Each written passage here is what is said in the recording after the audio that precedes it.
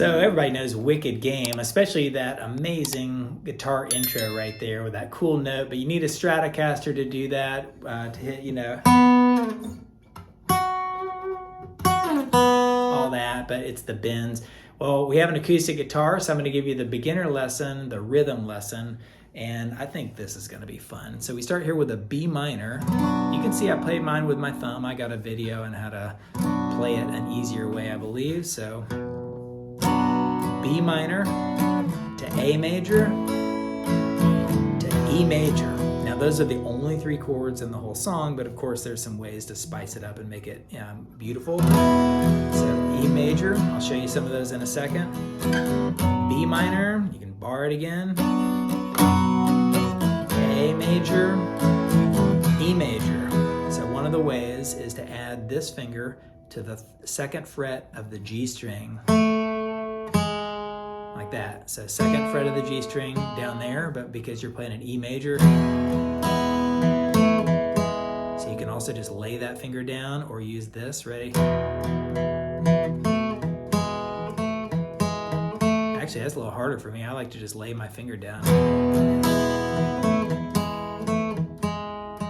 Like that. B major, B minor, sorry. A. You can also just take off the B string right there of the A and do this. E major. Back to the B minor. So it does that the whole time. Now, the B minor, that classic, it's really not that hard. You play a B minor and you start with the low note, that A string right there, that note. I'm just going low, and then I'm going from these strings, and then take off this finger, first finger, and then you go to an A major, something like that. Whatever you want to do, just play parts of an A major, but actually you hit that open B string right there. Somehow sort of land right there on that second fret of the G string, which takes you one fret down to the E major chord.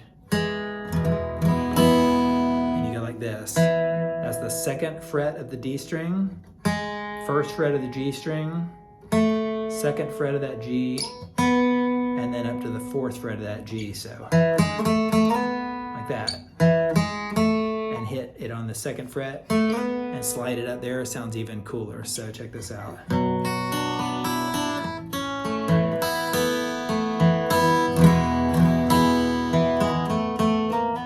Oops, that was such a fail. I accidentally got stuck on the third fret.